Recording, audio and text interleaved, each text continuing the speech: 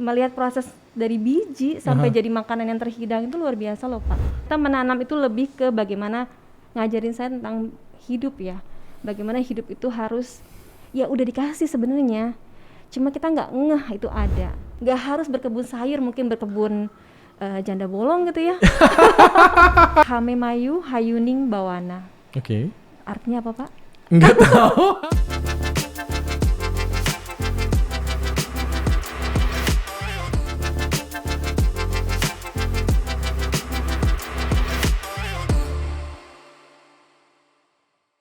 Saya hari ini ketemu dengan salah satu penggiat berkebun organik, betul ya? Iya. Dengan Bu Sita. Bu Sita ini sebenarnya latar belakangnya kan nggak ada hubungannya dengan berkebun sebenarnya Bu ya? Iya benar. Yang saya tahu, dan saya sebenarnya sudah mengenal Ibu lama ya, semenjak di BINIS juga. Salah satunya kan dulu sempat sering berkomunikasi untuk urusan sastra Jepang dan sebagainya Ibu ya. Iya. Saat ini Ibu masih mengajar di Jepang sendiri Bu? Masih. Bagaimana Ibu menyimbangi antara penggiat berkebun organik ini dengan latar belakang pendidikan dalam arti yang memang Ibu sebagai profesi dosen untuk di sastra Jepang itu sendiri ya Bu ya? Kalau mengajar ya mengajar aja Pak Haris, sebenarnya sih gitu ya. Kalau kita ngomongin soal berkebun itu sama seperti kita punya hobi apa aja. Oke. Pak Haris punya hobinya apa misalnya? Yes. Bersepeda, yoga gitu ya. Sebenarnya sama seperti itu. Atau ikan cupang sekarang yang lagi. Iya benar. Itu lumayan loh Bu, mahal loh Bu itu ikan cupang. Iya. Seperti itu selalu ada waktu kan? Iya. Meskipun ada lelangnya juga, kacau. Waktu artinya selalu ada sebenarnya seperti itu. Kalau saya memang butuh sayur sehat tadi seperti yang di awal saya sampaikan. Dan selebihnya sekarang mulai menikmati sebagai kayak proses jeda sih Pak. Kan kalau kita di kantor dulu ya terbiasa dengan KPI gitu ya, segala sesuatu ditarget dan seterusnya. Ternyata kalau berkebun kita diajarin buat menikmati proses. Kadang manusia urban tuh lupa tuh yang namanya proses. Taunya instan ya Bu ya? Harus instan, kalau bisa manggil makanan juga kalau bisa pakai online gitu ya. Paham. Nah sebenarnya ada proses yang kita tanpa sadari ya ada ya. Itu memang kita diajarin buat melambat gitu ya. Melambat dan melihat proses dari biji sampai jadi makanan yang terhidang itu luar biasa loh Pak. Wow. Saya tuh orang yang tipenya gerasak-gerusuk ya, maksudnya intinya multitasking banget. Kayaknya tidur pun berpikir gitu ya. Katanya gitu ya, belum jadi orang BINUS. Kalau tidur pun gak mikirin BINUS gitu ya. Itu terjadi loh Pak. Tapi begitu berkebun ternyata memang kita punya punya segala sesuatu tidak bisa dipercepat sesuai dengan mau kita. Di 2013 Ibu kan sudah mulai aktif lah ya untuk berkebun secara organik itu sendiri ya. Dan apakah tadi Ibu bilang juga bahwa ini sebenarnya bukan dorongan dari adanya kondisi pandemi itu sendiri, tetapi apakah pandemi ini memberikan satu dorongan yang lebih bahwa salah satu hobi berkebun ini juga menjadi sesuatu yang akhirnya mengisi kekosongan yang tadinya kita sibuk dan lain sebagainya ya Bu ya? Iya, mungkin orang-orang seperti itu ya.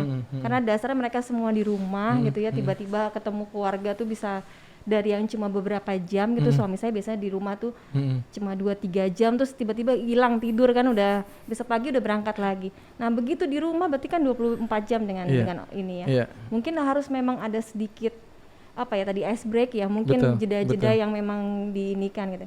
Kemudian berkebun juga mungkin menimbulkan megang sesuatu kayak tanah, batang, daun itu memang punya senyawa kimiawi yang memang bikin kita menjadi lebih rileks. Oh gitu ya Bu ya? Coba aja. Wow. Bisa begitu ya Bu ya? Tapi memang ada saya beberapa baca artikel ya di beberapa media online juga yang menyatakan bahwa ada beberapa khasiat-khasiat dengan berkebun itu, salah satunya juga untuk mengurangi stres ya Bu ya? Nggak harus berkebun Pak. Misalnya Bapak buka sepatu gitu ya, jalan tuh duduk di depan kantor Bapak tanpa sepatu, kita mencoba menapak tanpa ini juga ada energi bumi yang memang menenangkan. Memang sudah terbukti sih secara sains. Iya, artinya apakah ini juga menjadi salah satu, kalau kita lihat di berita-berita juga kan pandemi ini menjadi sesuatu yang momok yang sangat menakutkan sekali gitu ya Bu. Salah satunya adalah ya saat ini kan pemerintah juga melakukan program 3M bahkan sekarang 5M gitu ya. Salah satunya adalah bagaimana menjaga imun gitu ya. Apakah ini juga menjadi dorongan Ibu bahwa berkebun organik ini juga dikonsumsi oleh keluarga untuk salah satunya adalah menjaga imun sendiri, karena kan kalau bicara kortisol gitu ya, stres hormon stres itu kan salah satunya ya olahraga, makanan sehat, suplemen dan lain sebagainya. Nah, apakah ini juga menjadi salah satu ibu menjaga keluarga bahwa ya berkebun organik itu juga menjadi konsumsi buat keluarga itu sendiri, Bu? Iya, kalau kita masih ingat yang di awal-awal pandemi itu orang pada berburu rimpang, Bapak ingat nggak? Empon gitu betul, ya. Betul. Kalau kami memang udah biasa di rumah dengan makan apa yang ada di kebun. Jadi kalau kita lihat kilas baliknya pandemi sebenarnya meminta kita untuk hidup sehat, benar ya Pak? Untuk lebih olahraga, lebih makan sehat. Nah sebenarnya makanan sehat ya seperti itu. Cuma kan orang menyikapinya dengan borong sesuatu yang tahu di awal-awal seperti itu ya, malah makanan instan dan seterusnya. Kalau kami sarapan, makan siang itu otomatis lebih banyak dari kebun. Jadi memang tidak terlalu kaget ya dengan kondisi itu. Cuma memang karena kebutuhan kebun saya itu kecil banget Pak, 12 meter cuma di balkon, di atas balkon. Jadi memang tidak mencukupi. Nah di awal-awal pandemi itu sampai lockdown kan kompleknya, tukang sayur juga nggak bisa masuk gitu ya. Padahal saya juga bersinergi sama mereka. Artinya nggak harus dari kebun, ya disupport sama itu. Itu agak susah juga. Nah gimana orang-orang itu ya pasti lebih sulit daripada saya karena memang mereka pasti tidak supply sayuran yang benar-benar ada di kebun gitu ya. Betul. Bu, saya boleh izin buka IG-nya Ibu ya? Oh saya iya. Semalam buka-buka, ini saya mau stalking dong Pak, Bapak stalking. Iya, saya pikir, saya pengen tahu. Ini saya dapat update dari tim penggiat berkebun organik gitu. Saya cek Bu Sita, wow, coba boleh dibukain nggak? Nah ini luar biasa loh Bu. Saya yakin Ibu bukan selebgram juga yang punya jutaan followers itu, tapi belum centang biru. Tetapi 25.000 yang melihat Ibu. Itu means juga ini follower saya juga nggak sebanyak itu Bu. Dan kalau lihat dari postingan Ibu ya, coba di ke bawah ya. Ini bicaranya tentang Ibu berkebun organik gitu segala macam. Ini apa yang mungkin terinspirasi bahwa di IG-nya Ibu ini memberikan informasi atau sharing tentang apa yang Ibu lakukan sebagai penggiat berkebun organik sendiri, Bu? Sebenarnya sih sama seperti zaman-zamannya di era-era Facebook sih Pak. Apa yang kita lakukan kita share. Kebetulan sekarang platformnya banyakan di Instagram. Betul. Kemudian saya juga masuk ke komunitas Indonesia Berkebun. Ya salah satunya memang mengedukasi. Nah, edukasi yang paling simpel adalah dengan menampakkannya kan sebenarnya. Sebenarnya gitu ya, kalau kata anak sekarang narsis sebenarnya kan. Betul. Berarti niat Ibu nggak hanya di awal untuk kebutuhan keluarga, tetapi seiring dengan berkembangnya waktu, ternyata niat Ibu, wah kalau cuma keluarga aja mungkin banyak keluarga kogan lain yang perlu juga tahu dan melakukan itu hal yang sama ya. Akhirnya Ibu masuk asosiasi berkebun. Apa yang melatar belakangi yang akhirnya Ibu sempat berpikir ke sana gitu dan akhirnya sampai sekarang? Saya nanam dulu gagal terus Mas Pak Haris. Nanam gagal terus kemudian di Twitter ada gerakan menanam. Saya sama suami, kebetulan suami itu apa aja support ya. Jadi dia selalu ikut kemana aja saya pergi gitu. Dia anterin saya ke komunitas, kemudian diajarin dasar-dasarnya. Ada akademinya juga Pak. Gitu. Jadi dari sejak saat itu nggak pernah gagal lagi nanam. Lu nanam gagal terus karena cuma lihat YouTube kan. Iya, sama kayak saya Bu. Saya kalau kata ibu saya tangan saya panas Bu katanya. Jadi kalau nanam sesuatu tuh selalu gagal gitu ya Bu ya. Itu sebenarnya mitos sih. Oh mitos ya, bener ya Bu, mitos ya. Tapi kalau sebenarnya mempelajari yang tadi Bu sampaikan, nggak ada istilah dasarnya gitu ya, kita secara dari nenek moyang kan sudah menanam. Jadi artinya DNA petani itu sudah ada dalam tubuh kita gitu. Artinya kita memang sudah pasti bisa menumbuhkan selama memang tahu caranya. Nah itu salah satu tujuan Instagram ini, kemudian komunitas ya supaya orang tahu kalau semua mitos-mitos itu tidak berlaku sih. Diceritain Bu, apa yang Ibu lakukan akhirnya banyak kegiatan yang mungkin tadi Ibu kan bicara edukasi, sharing segala macam. Iya, saya masuk ke komunitas Indonesia Berkebun. Ini dekat sini loh Pak. Sebenarnya dulu kebunnya itu di Kasagoya. Oh, oke. Jadi saya masuk jejaring Jakarta Berkebun, karena yang paling dekat saya juga rumah di Jakarta. Kemudian kebunnya mereka numpang diberikan fasilitas sama Kasagoya. Deket Binus kan, cuma tinggal kalau orang bilang tinggal ngesot gitu ya. Nah di situ banyak kegiatan dari edukasi, edukasi artinya kita memberikan edukasi ke masyarakat, kemudian ekologi, gimana cara menanam tanpa merugikan ya, artinya menanam dengan baik. Kemudian ekonomi kita diajarkan juga bagaimana mencari peluang-peluang dari hasil yang dapatkan dari berkebun itu. Dulu sih rajin ya maksudnya masih ada waktu sama suami begitu. Dari anak kecil Pak.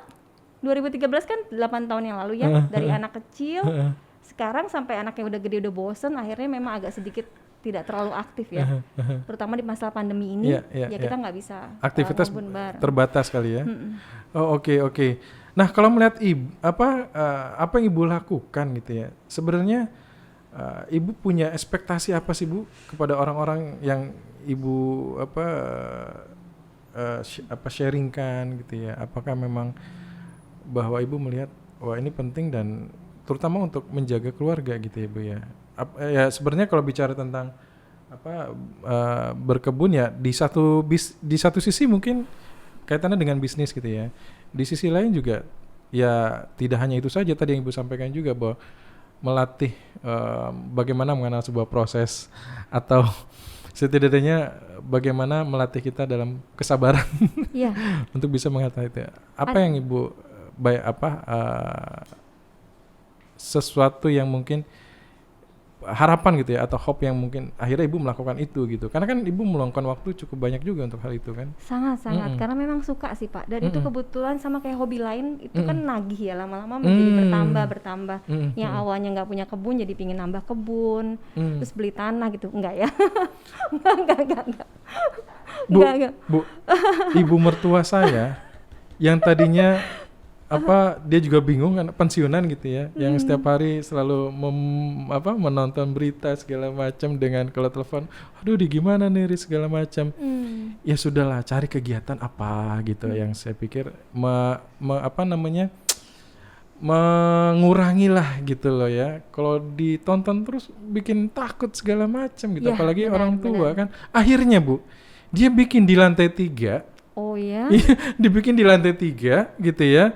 Jadi kalau nggak salah ruang jemuran. Iya. Sama saya sebenarnya. Ruang jemuran gitu ya. Akhirnya dibikin itu pipa besar dibolong-bolongin gitu ya. Manggil tukang sih ya. Iya. Akhirnya disitulah dia menanam sayur-sayuran itu. Akhirnya difoto dan ya dibagi-bagi juga ke tetangga segala macam gitu ya. Saya pikir ini dampaknya akan seperti apakah mungkin ibu juga memberikan sesuatu. Oh iya, ya manfaatkanlah ruang yang ada sehingga kita juga setidaknya gini.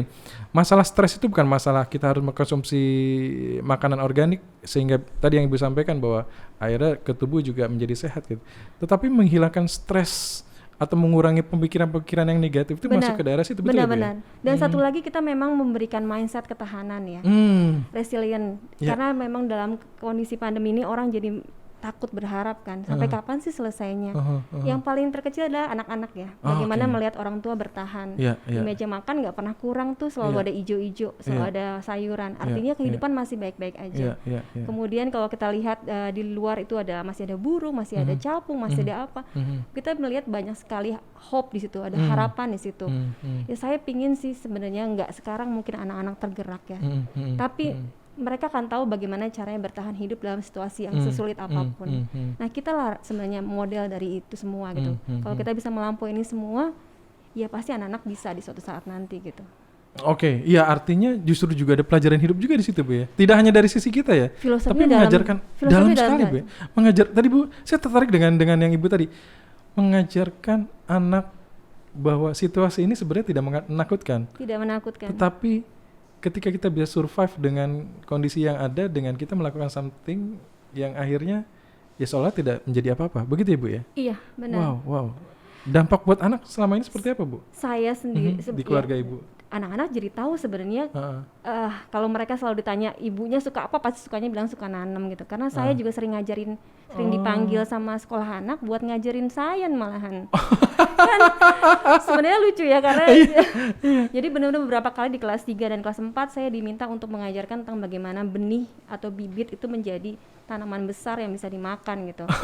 Karena Jadi ke arah sana ya. karena anak-anak sekarang nggak pernah tahu sebenarnya brokoli itu seperti apa gitu ya. Taunya ya tiba-tiba ada di supermarket. Dia nggak pernah tahu sebenarnya itu dari apa.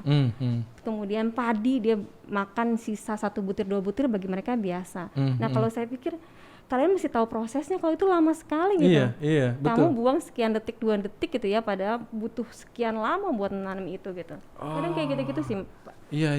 Suatu yang saya sendiri nggak begitu dulu ketika nanam taunya cuma saya butuh makan gitu ya. Tapi setelah kesini-sini ternyata menanam itu lebih ke bagaimana ngajarin saya tentang hidup ya. Bagaimana hidup itu harus ya udah dikasih sebenarnya. Cuma kita nggak ngeh itu ada karena kita nggak pernah merasa cukup gitu. Dan dari berkebun saya bisa tahu bahwa hidup itu terintegrasi. Kan bagi kita yang orang-orang udah sibuk mikirin macem-macem gimana gitu ya teknologi dan seterusnya, tapi ini diajarin bahwa semua sudah sudah tersediakan, gimana cara memanfaatkan dan cukup bagi-bagi dong ke yang lain gitu ya. Nah yang gitu, gitu. Saya mes nih sama ibu nih. Artinya gini loh, saya hanya dulu berpikir bahwa berkebun organik itu adalah sebuah peluang bisnis baru ya di era pandemi ini. Itu juga sih. Karena ya justru saya hanya orientasinya ke sana gitu ya. Tetapi justru bukan hanya itu. Bukan, Mas. Ya kalau semua orang berkebun dan punya usaha organik ya usaha-usaha yang lainnya seperti apa gitu ya. Tapi ternyata banyak hal yang di luar dari itu ya Bu ya, yang tadi Bu sampaikan. Benar. Wow, saya melihat benar juga ya. Bukan hanya perkara bahwa berkebun untuk dikonsumsi, tapi di situ ada pelajaran-pelajaran hidup tadi. Bagaimana mengajarkan keluarga, anak, proses tadi. Lalu juga bagaimana akhirnya kita bisa bertahan dan bersabar untuk bisa melalui itu semua dan seolah-olah menjadi tidak apa-apa ya Bu ya. Di awal-awal saya bisnis juga loh Pak. Iya. Di awal-awal bisnis buat jus, salad ke 3 kampus ini. Oh iya? Iya. Dan itu ada pasarnya? Pasarnya luar biasa Mas. Karena semua orang semakin peduli pada kesehatan itu ya. Kemudian mereka tahu yang menanam itu siapa, mungkin mereka lebih trust. Kan sebenarnya bisnis organik itu lebih ke trust ya. Kepercayaan juga ya. Iya. Ya kadang-kadang juga ya tadi ya banyak juga sayur kaitannya dengan tadi ya masalah chemical dan lain sebagainya juga itu mempengaruhi dan juga akhirnya masuk ke dalam tubuh itu sendiri gitu ya. Terakhir trust nih Bu, menarik Bu yang trust. Memang sejauh itukah kepercayaan orang gini. Saya melihat begini, kalau dari yang saya tangkap Ibu bahwa kepercayaan itu tidak hanya sekedar atau berkebun itu tidak hanya sekedar bahwa menanam bagus lalu langsung dikonsumsi, tetapi kalau yang Ibu sampaikan tadi bahwa ternyata di situ ada kepercayaan juga. Artinya siapakah yang menanam, lalu bagaimana dia cara menanam, lalu apakah menanam itu dengan hati atau tidak? Gitu. Yes, ada cinta di situ. Ada cinta nggak di situ? Sejauh itu Bu orang melihat itu ya Bu. Yang Ibu alami ya atau yang Ibu rasakan itu sendiri ya. Tidak sulit sebenarnya masuk ke bisnis itu selama mereka memang melihat kita memang mencintai kegiatan itu gitu. Cuma di akhir-akhir memang ending-endingnya saya lebih milih edukasi sih Pak. Tapi karena penting itu lah Bu. Lebih memuaskan secara batin sih. Saya juga sepakat sih dengan Ibu ya. Artinya begini. Kalau semua orang hanya orientasi ke bisnis, siapa yang mau mengedukasi bahwa di satu sisi ya hanya akhirnya gini, ya akhirnya jadi pabrikasi gitu ya, hanya produksi, tetapi sebenarnya tidak mengajarkan apa-apa juga gitu ya. Apalagi dengan lingkungan keluarga kan nggak semua juga orang mau berkebun, mau berbisnis kebun kan Bu gitu. Tapi kan banyak kita personal atau pribadi, family atau keluarga yang memang juga ya bagaimana caranya supaya keluarga ini nyaman, lalu juga ada harapan di situ, dan ya Ibu sebagai orang tua, anak-anak dan keluarga juga, bahwa kenyamanan dari keluarga itu bukan hanya sekedar ada, jadi pada akhirnya ada uang atau tidak ada uang gitu ya. Benar. Tetapi juga hal-hal yang di sekitar yang tadi Ibu sampaikan, hal-hal yang di sekitar kita yang memang kita tidak sadarkan itu ternyata memberikan pelajaran buat kita itu sendiri ya Bu ya. Iya, bahkan uang ternyata bukan segalanya. Nah, akhirnya mikirnya ke situ. setuju Bu. Tapi kan ibu kan sering nih sharing gitu ya ke orang-orang banyak segala macam gitu ya. Ada hal komentar apa Bu yang mungkin pernah menggelitik yang mungkin ditanyakan atau sharing kepada Ibu gitu, atau enggak pada umumnya orang setelah sharing seperti itu apa sih Bu ininya mereka gitu ya, tanggapan Sebenarnya mereka atau pembelajaran? Kalau saya menghadapi orang-orang yang ingin belajar dalam kutip misalnya mereka mendaftar dulu ya, ada misalnya webinar, live IG atau apa segala macam itu, biasanya memang sudah ada mindset mereka untuk melakukan itu. Jadi lebih mudah sih Pak. Yang sulit adalah ketika kita memang misalkan kayak ke tempat-tempat kayak kelurahan, ke masyarakat langsung real. Sebenarnya masyarakat real ini yang memang challenging ya, karena mereka sendiri melihat kebutuhannya apa sih. Sayur kan murah, kemudian bukan sesuatu yang esensi. Mereka esensinya mungkin di nasi misalkan, di beras gitu ya, di lauk pauk. Nah kalau misalnya sayur belum sesuatu yang penting, padahal sebenarnya kita sehat ya dari situnya dulu, dari yang hijau-hijau itu. Nah mereka kemudian membandingkan, kenapa saya harus nanam cuma untuk makan kangkung, kita mesti menunggu 21 hari sampai sebulan gitu ya. Apalagi yang lebih lama lagi. Padahal di tukang sayur dia bisa dapat dengan harga murah.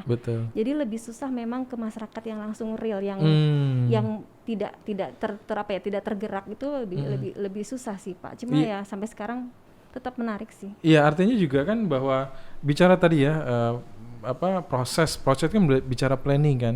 Bukan serta-merta kita mau makan baru kita tanam atau kita lakukan itu kan. Tapi kan ada perencanaan yang ini kita tumbuh berapa hari dan ini akan dikonsumsi seperti apa. Kalau itu proses berjalan ya besok pun kita makan bisa kan, memang sudah ada stoknya gitu ya.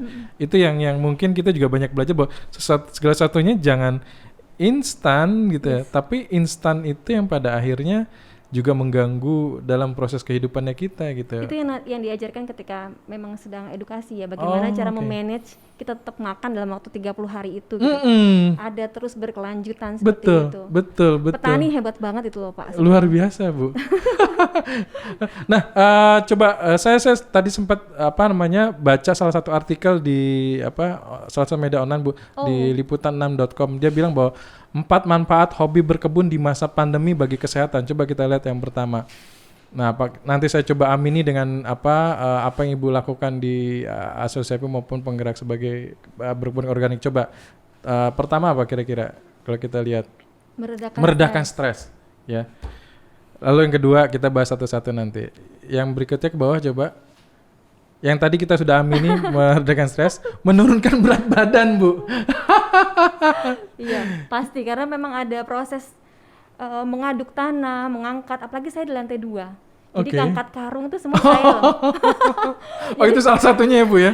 Waduh, jadi olahraga paginya ngangkat, bukan ngangkat barbel tapi ngangkat tanah dan air dan nggak mungkin kita kekurangan vitamin D. Iya betul. Karena pasti ada sinaran matahari terbuka ya Bu ya. Atau mungkin salah satunya juga manfaat sayur juga kan mengurangi lemak atau apa gitu ya Bu ya. Salah satunya itu ya. Sehingga betul kalsium ya. Oke. Berikutnya meningkatkan daya tahan tubuh. Pasti ya Bu ya. Mungkin karena nggak mungkin orang berkebun nggak bahagia. Kalau udah pasti bahagia, daya tahan tubuh pasti meningkat. Saya tahu. Ya, berarti kan meningkatkan daya tahan tubuh salah satunya karena kita bahagia sehingga hormon kortisolnya kita berkurang gitu ya. Salah satunya itu ya. Biasanya memang saya baru ikut seminar waktu itu memang memegang tanah. Kalau kita sakit, Bapak mungkin demam atau mungkin bisa megang tanah, tadi buka kaki gitu ya, jalan tanpa sandal, itu memang seperti itu. Pasti Pak. Oke. Nah berikutnya menikmati waktu di luar ruangan. Iya. Karena mungkin kita terlalu banyak. Karena pandemi ini di dalam terus. Ya, di luar. Segala macam dilihat Pak, segala macam perubahan. Semua tanaman diperhatikan, ternyata semua unik-unik. Masing-masing punya apa ya? Kita kalau nggak kenal ya berarti kita nggak bisa ngerawatnya gitu. Jadi memang benar-benar harus terlibat di dalamnya. Iya, kayak Ibu Murtosa dulu kayaknya sering mengeluh segala macam gitu ya. Nah itu. Tapi sekarang kayaknya happy aja setelah berkebun karena mungkin mengurangi hormon kortisolnya sendiri. Tadi meredakan stres itu ya. Oke. Iya.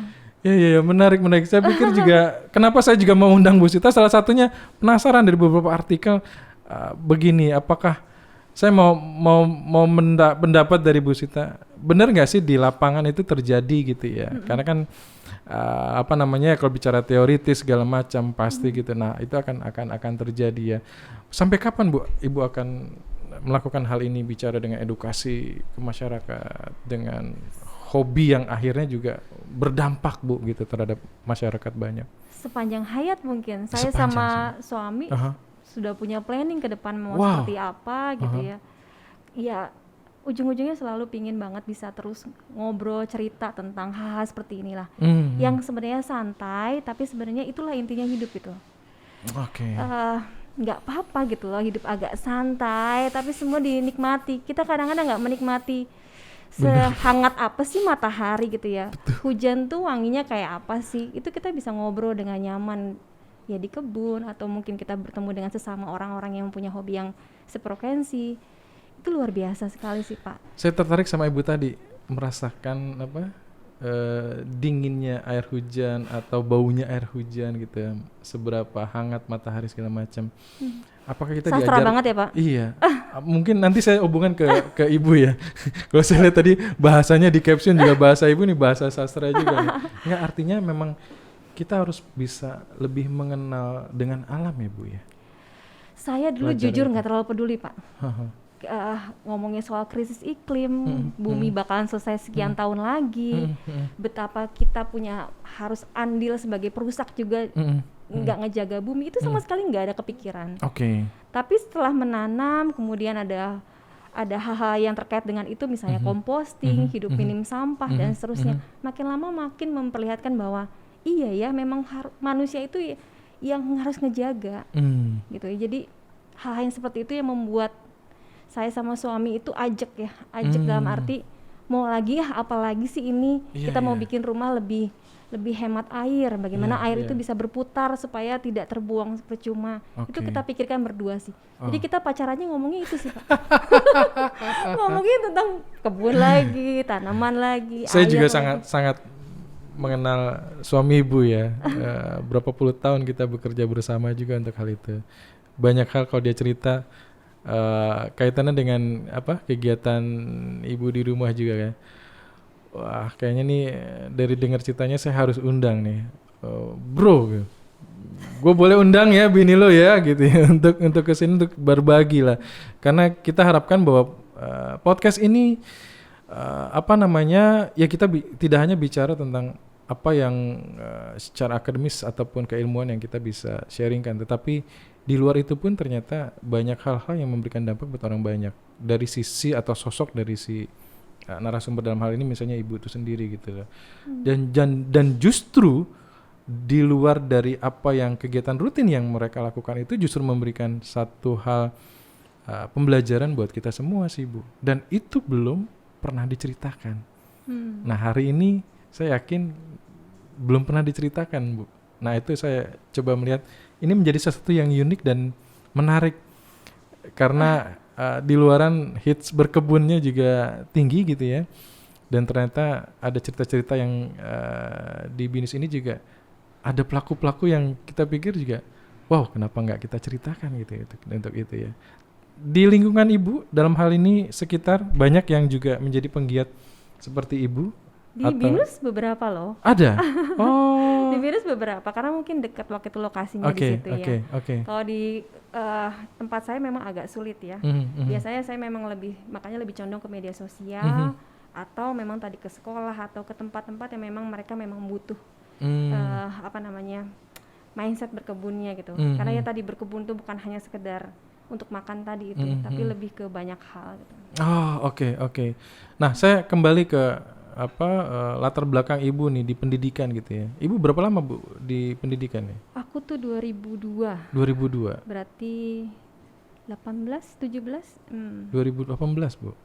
Saya 2002 saya. Iya, 2002. 18 tahun. Ya, sekarang 19 lah ya. 18 tahun.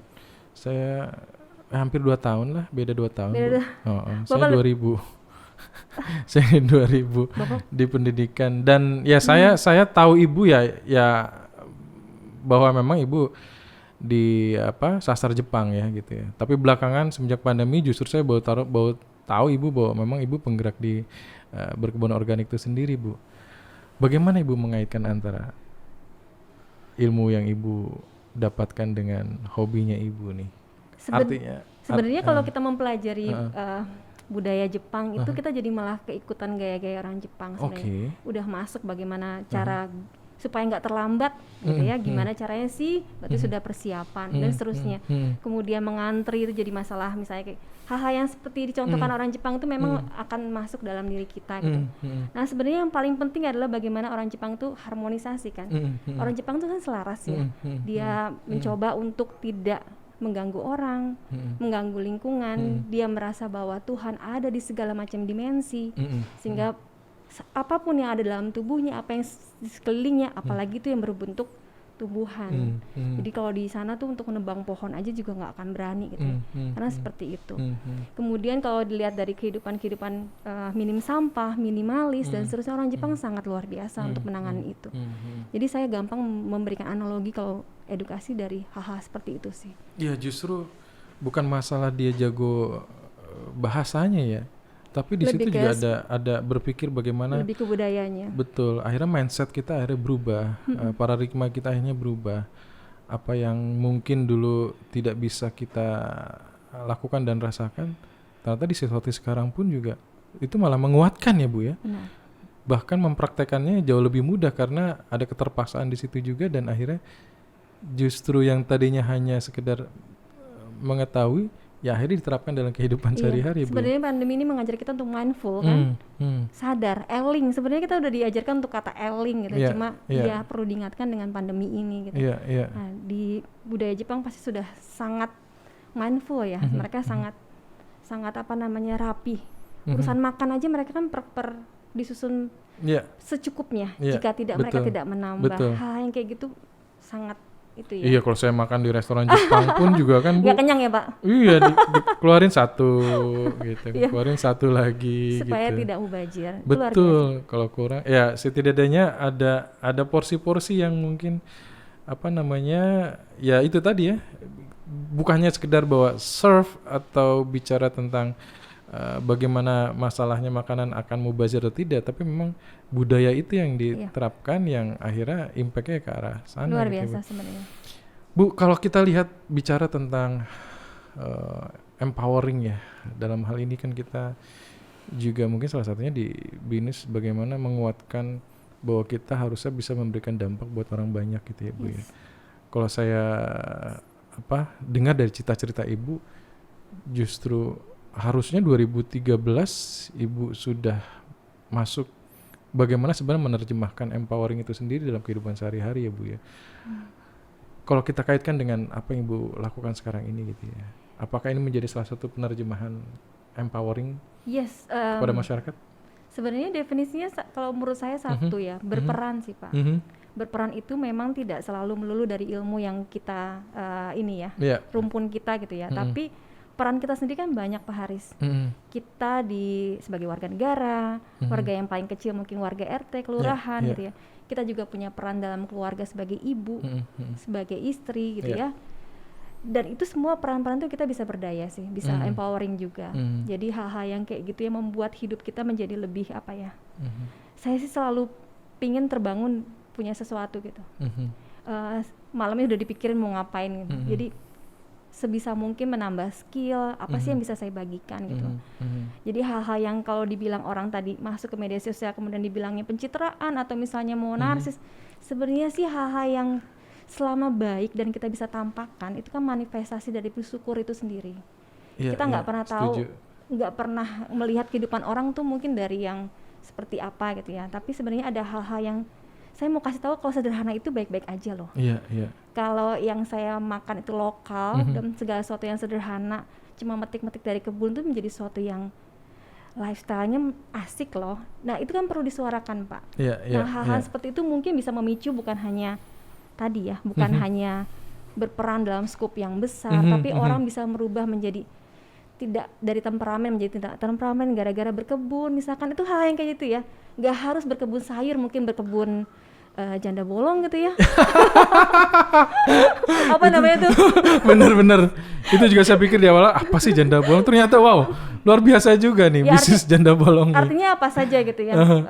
Rumput juga menyadari kehadiran rumput dan seterusnya. Jadi saya pikir berperan dalam konteks apapun selama kita hidup gitu. Jadi bukan hanya pokoknya satu titik aja kita dari pulang kantor kerja satu titik aja terus mengerjakan itu saja. Mungkin perlu agak sedikit memiliki apa ya. Oke. Ya, sejauh ini adakah yang mungkin Ibu ada pada saat sharing gitu terus ketemu dengan apa yang sifatnya hanya short term atau mungkin long term yang akhirnya Ibu mengamati lalu juga membina segala macam yang apa ya memang tidak semua gitu ya. Pernah terjadi Bu sampai sekarang tetap berkomunikasi dengan Ibu gitu ya? Selalu. Oke. Ya ada memang yang short term ya, artinya namanya juga niat, kemudian mindset itu kan bisa on off ya. Ya nggak apa-apa juga sebenarnya nanti pada dasarnya akan balik lagi atau menemukan hobi yang lain tidak masalah gitu. Tapi yang terus komunikasi yang tetap ajak dengan itu malah lebih mungkin bisa punya kebun, malah punya peluang usaha lebih ini.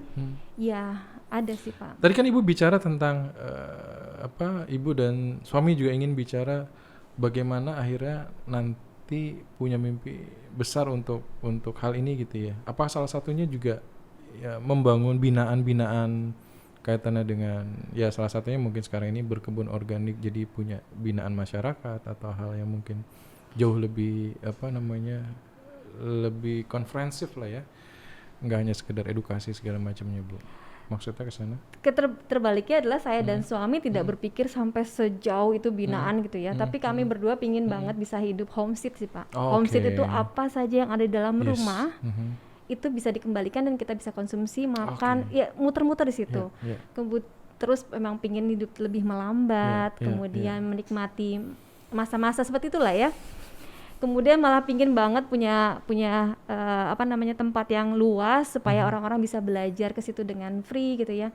Yang kayak gitu-gitu sih Pak. Lebih ke bagaimana orang mengenali local wisdom dari ya rumah kami nanti gitu. Jadi pingin banget sih yang Amin ya Bu ya. Itu amin. Biasanya kalau omongan tuh kata orang doa ya gitu. Jadi saya amini juga lah Bu. Ya artinya juga para pendengar juga sepakat ya, setuju ya untuk apa yang tadi Bu Sita sampaikan juga ya. Ya setidaknya di situ ada hope yang sekiranya mungkin bisa kita wujudkan lah ya. Banyak hal juga orang sekarang juga bingung mau ngapain dan tadi yang sifatnya instan aja gitu ya. Justru dengan adanya pandemi ini juga memberikan satu hal yang tidak semua kejadian itu bakal hancur gitu ya. Tapi justru ada hikmah di belakangnya, bahkan mungkin ada opportunity ya. Kalau orang bijak mengatakan bahwa setiap krisis pasti ada kesempatan lain gitu ya. Iya. Ibu percaya itu ya? Percaya. Penempaan itu wajib. Jadi memang kita harus ditempa untuk tahu seberapa batasnya kita memang harus belajar lagi. Makanya diminta harus learn, unlearn, relearn. Jadi memang kita benar-benar harus belajar hal-hal yang terus-menerus untuk bisa survive ya. Survive dalam arti survive yang elegan ya Pak. Iya. Artinya tidak terlalu banyak mengeluh gitu ya. Sebenarnya banyak hal yang bisa kita lakukan gitu. Iya.